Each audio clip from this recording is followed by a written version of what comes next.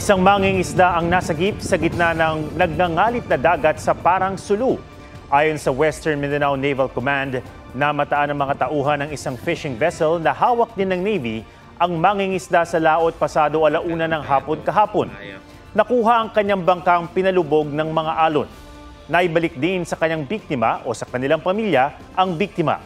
Ayon sa PAGASA, bunsod ng low pressure area at intertropical convergence zone ang pagsungit ng panahon doon.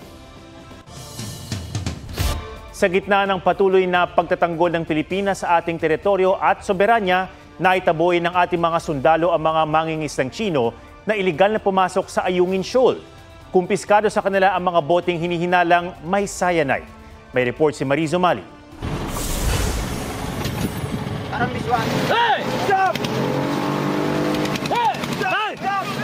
Iligal na pinasok ng mga mangingisdang Tsino ang Ayungin Shoal nitong Biyernes ng gabi. Pinahinto at dinikitan sila ng mga sundalong Pilipinong sakay sa inflatable boat mula sa BRP Sierra Madre. Pero nagkahabulan nang di huminto ang mga Tsino. Buwis buhay ang pagkapit ng mga Pilipino sa bangka ng mga Tsino para di makawala.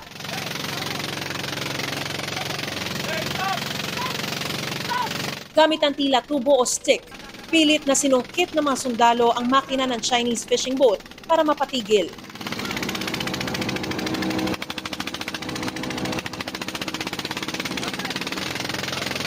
Maya-maya dumating ang isa pang inflatable boat ng mga sundalong Pilipino at napagitnaan ang bangka ng mga Tsino.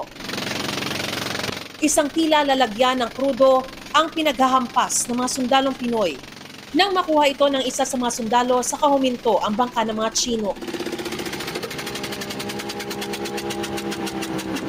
No illegal fishing here. No illegal Sa inspeksyon sa bangka ng mga Tsino, may nasamsam na 4 na bote. Susuriin pa kung naglalaman ng mga yan ng cyanide, kemikal na karaniwang gamit sa illegal fishing. It's only now in recent history that may nakitang liquid to be suspected to be cyanide. Ito ay para ang isda, lalo yung mga rare na mga species na isda, ay makakatulog at nahuhuli ng buhay. So yung mga rare species, mas mahal ang market value nito. Kasunod niyan, hinatak ng mga sundalo ang bangka palabas ng Ayungin Shoal. May namantaan pa raw barko ng China Coast Guard sa labas ng bahura pero hindi raw ito nang himasok. Ayon sa Philippine Navy, pwede namang arestuhin ng mga sundalong Pilipino ang mga Tsino pero itinaboy na lang daw nila ang mga ito para hindi makompromiso ang seguridad ng BRP Sierra Madre na isinadsad sa bahura para igiit ang soberanya roon ng Pilipinas. Kung hinuli mo yon, inapprehend mo yon, papakainin mo, iakyat mo sa barko, that was the foremost consideration. Na pag pinaakyat mo, makita lang loob ng Sierra Madre. Bahagi rin ng teritoryo ng Pilipinas ang Bajo de Masinloc o Scarborough Shoal.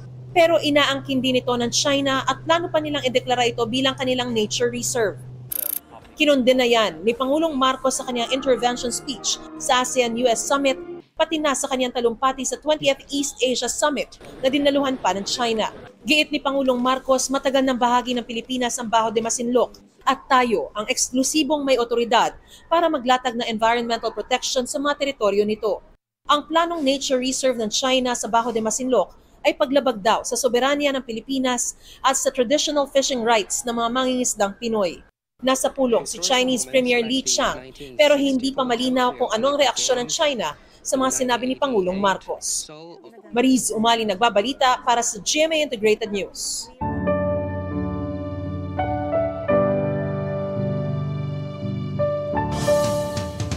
Buong puwersa ang GMA Integrated News sa paghahatid ng balita ngayong undas. May mga humabol sa huling araw ng paglilinis sa Manila North Cemetery. Problema naman sa ilang sementeryo ang mga nasirang puntod. May report si Marisol Abduraman. Hanggang ngayon na lang pwede maglinis ng mga puntod sa Manila North Cemetery. May ilang humabol sa pag-ayos ng nicho at inagahan na rin ang dalaw. Mahirap na po pumunta ngayon kapag yung maraming tao, mas lalo po may nagkakaedad na kami. Kailangan po medyo hindi na masyadong crowded para medyo malayo po kami sa maraming pong sakit. Pati ilaw sa street lamp ng sementeryo, inayos. Ayon sa Manila North Cemetery, noong isang linggo pa may mga dumadalaw. Kahapon, umabot sa 50,000 ang mga nagpunta. Nagulat kami 8 days, 9 days pa before November 1, dumalaw na sila. Dahil weekend ang November 1 and 2, inaasahan nilang aabot sa 2 milyon ang daragsa sa pinakamalaking libingan sa Metro Manila. Bukod sa mga tauhan ng lokal na pamahalaan at mga pulis, bantay sarado rin ng mga CCTV camera ang sementeryo na round-the-clock minomonitor para makita ang sitwasyon sa loob at labas ng sementeryo. Bukod sa 64 na CCTV camera, magdadeploy rin ng drone camera simula October 31. Meron ding live streaming. Bukas ang Manila North Cemetery mula alas 5 ng umaga hanggang alas 9 ng gabi. Bawal mag-overnight. Kasabay naman ng pagdami ng mga bisita, ang pagsipa ng presyo ng mga bulaklak at kandila. Before yung orchids po, mga 400, ngayon po 600 na. May 800 pa nga po eh. Ayon sa mga nagtitinda, asahang magmamahal pa ang mga ito habang palapit ang undas. Sa Zamboanga City, problema sa Manikahan Public Cemetery ang mga puntod na nasira o nahulog na sa dagat dahil sa pagguho ng lupang pinalalambot ng alon tuwing high tide. Ayon sa barangay, na-report na nila sa City Engineer's Office ang nasirang seawall pero hindi pa rin ito na isa sa ayos. I am appealing to the national and the city government to construct again the seawall sa tabi ng cemetery natin. Ayon sa Zamboanga City Engineer, na-inspeksyon na nila ang pinsala at ihanda na ang estimate na gastos. Kasama namang nasira ng lindol noong Setyembre sa Northern Cebu ang mga nicho sa Corazon Cemetery sa Bugo City, Cebu. Damay pati ang bone chamber o lagakan ng mga buto sa sementeryo. Ang mga buto na exposed inilagay sa makeshift na nicho. Wellness break sa mga paaralan ang linggong natapat sa undas. Kaya sa Bataan may ilang mag-aaral na rumakit sa paglilinis o pagpipintura ng mga puntod sa ilang sementeryo. Sa Lawag City, Ilocos Norte, naglilinis na rin sa mga puntod lalo yung natabunan ng mga dahon at basura. May maaga na ring dumalaw sa ilang sementeryo sa Bohol. Marisol Abduraman, nagbabalita para sa GMA Integrated News. Handa na ang mga bus terminal, paliparan at daungan sa dagsa ng milyon-milyong pasahero sa undas. Pero sabay rin sa pagluwas ng mga motorista ang pasindak sa bulsa na pagmahal ng toll at petrolyo. May report si Oscar Oida. May dagdag gasto sa biyahe sa huling Martes bago ang undas. Una, ang big time na pagsipa ng presyo ng petrolyo. 2 piso sa diesel, mahigit piso sa gasolina at kerosene. At ikalawa, ang pagtaas ng toll sa Cavitex. Sa R1 portion o mula Seaside hanggang Zapote, 39 pesos na ang singil sa Class 1 o maliliit na sasakyan. 78 pesos sa Class 2 at 117 pesos sa Class 3 o malalaking sasakyan tulad ng mga truck. Sa Extension Segment 4, o mula Zapote hanggang Kawit, magiging 88 pesos na ang singil sa Class 1, 176 pesos sa Class 2 at 264 pesos sa Class 3. Sa Cavitex ang daan ng ilang biyahe ng bus galing sa PITX o Parañaque Integrated Terminal Exchange. Fully booked na ang maraming biyahe roon pa Bicol, kaya may ilang nagbabaka sakali o chance passenger. Para-reserve ako ngayon wala So, full na Pero may ilang tagumpay na nakapag-book online ng maaga. Mabuti nakakuha naman kami ng 2 slots pa. 2. Pero mapunuan na po. Punuan na. Alam ko pag mga ganitong season talagang mga fully booked na ang mga bus lines. Kaya na ako ngayon na po ako umuwi. Ngayong undas, inaasahan ng PITX ang dagsa ng mahigit 2 milyong pasahero, lalo na sa Huwebes at Biyernes. Malaking tulong daw na sinamantala ng ilan ang wellness break sa eskwela. Tiniyak nilang madaragdagan pa ang mga biyahe. Nakakuha tayo ng commitment sa kanila na magbibigay ng mga additional buses. And also, nakakuha rin tayo ng commitment sa DOTR at LTFRB na mag-i-issue sila ng mga special permit. Nag-inspeksyon naman ang LTO sa mga bus terminal sa Cubao, Quezon City. Tinilip kung may fire extinguisher at early warning device ang mga bus. Kagaya nung sa ilaw, yung taillights, reverse lights, although mga basic pero napaka-importante lalo na pagka bumabiyahe ng gabi. Pinag-breathalyzer ang ilang bus driver para malaman kung may nakainom. Sinuri rin ang gulong ng ilang bus. Sa Huwebes at Biyernes din, inaasahan ng Northport Passenger Terminal ang dagsa ng aabot sa 3,000 biyahero. Bagamat meron po tayong mga mabibiling ticket dito sa mga ports natin, mas maganda pa rin po kung meron na kayong sure na ticket kapag nakabook na online para dire-diretso. Pero sa inspeksyon sa Batangas Port, lumabas na hindi pa lahat ng shipping lines ay may online ticketing at booking. Mas mahirap minsan ang pagmo-monitor, no, kapag hindi online, yung kung sumusobra ang ating pasahero.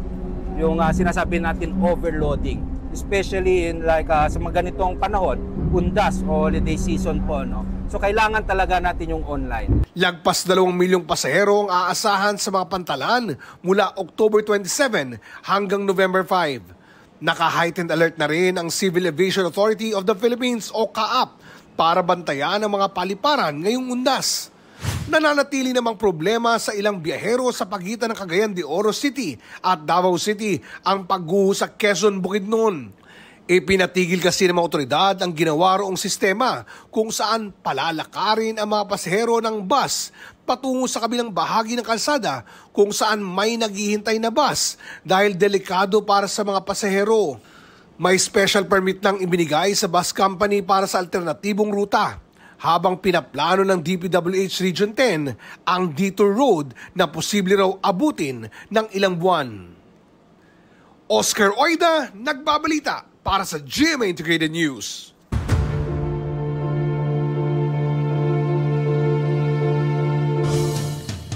May mga pinalilinaw ang Senate Finance Committee sa DPWH para sa tuluyang pag-aproba sa budget ng kagawaran sa 2026. Pero bukod dyan, nasilip ang ilang palyado umanong proyekto na imbis na kontrabaha ay posible pa raw magpalala gaya ng isang reclamation project pala. May report si Jonathan Andar. Satellite image ito ng isang reclamation project sa Laguna de Bay. Sa pagdinig ng Senado sa budget ng DPWH, isiniwalat ng DENR na pinalabas daw ito bilang proyekto kontra baha. This is a flood control project within Laguna de Bay. But if you look at the satellite images, they are actually reclamation projects within the lake right along C6. And so this is a different kind of issue because there are much more permits, environmental impact. Maybe it even causes further flooding within the Laguna Lake area when you do reclamation projects. Binanggit din ni DENR Undersecretary CP David ang iba pang palyadong flood control project. Sa Tarlac, nakitaan daw ng siwang ang 2 dike sa Camiling River, habang ang itinayong dike sa New Bataan, Davao de Oro, nilihis ang tubig sa kalapit na bayan. Sabi ni DPWH Secretary Vince Dizon, ipatitigil nila ang pagtatayo ng mga depektibong proyekto na walang plano at walang silbi sa baha. Pwede rin daw gibain ang mga naitayo na. Maybe we might even need to dismantle some of those flood control projects because of their net harmful effects to the communities. Pero sabi ni Dizon, aaralin pa ng husto ang hakbang lalo't sa patakaran ng Commission on Audit, hindi pwedeng basta mag-demolish ng proyekto sa loob ng ilang taon. Nasilip din sa proposed 2026 budget ng DPWH na mahigit 900 proyekto ang nais paglaanan ulit kahit tila napondohan na ngayong taon. Halos 800 ang pinareview ng DPWH at natuklasang itinutuloy pa. Nagmukha lang umanong umuulit dahil generic ang pangalan ng mga proyektong may halagang lampas 11 bilyong piso. Pinababa po namin ang mga proyektong to based on geotag locations and pina-validate po natin kung ito bang mga proyektong to ay completed na ba? Sa mga farm-to-market road naman, nasilip ng Senado na ang 16 billion pesos na hinihingi ng ehekutibo sa 2026 dumoble sa 32 billion pesos sa bersyon ng Kamara. Ayon sa Department of Agriculture, kung hindi nila i-validate ay hindi may patutupad ng DPWH ang mga proyekto. For validation pa po, Mr. Chairman, some of those FMRs. So yung natitirang 8 billion, wala to sa network plan. Wala pa po ngayon sa network plan. Mahigit 625 billion pesos ang hinihinging pondo ng DPWH na bagamat aprobado na ng Senate Committee on Finance ay hinihingan pa nila ng mga dagdag na dokumento. Kung hindi ma-validate hanggang Biyernes sa mga questionableng proyekto, tatanggalin na ito sa popondohan para sa 2026. Jonathan Andal nagbabalita para sa GMA Integrated News. Tinutugis ngayon ng lalaking suspect sa pagpatay sa kanyang misis sa loob mismo ng simbahan sa Liloan, Cebu. Nahuli kamang pagtatalo ng dalawa na nakaupo sa likurang bahagi ng San Fernando El Rey Parish. Maya-maya pa, nakitang tila sinaktan at sinakal ng lalaki ang babae. Ayon sa mga pulis, hindi pa matukoy kung pinilit o i-revive o sinaktan ulit ang biktima nang matumba ito. Lumalabas sa record ng mga otoridad, ilang buwan pa lamang daw nang makulong ang suspect dahil inireklamo siya ng biktima kaugnay ng VAUSI o Violence Against Women and Children. Sarado muna ang simbahan para isagawa ang right of reparation bunsod ng insidente ayon sa Archdiocese of Cebu.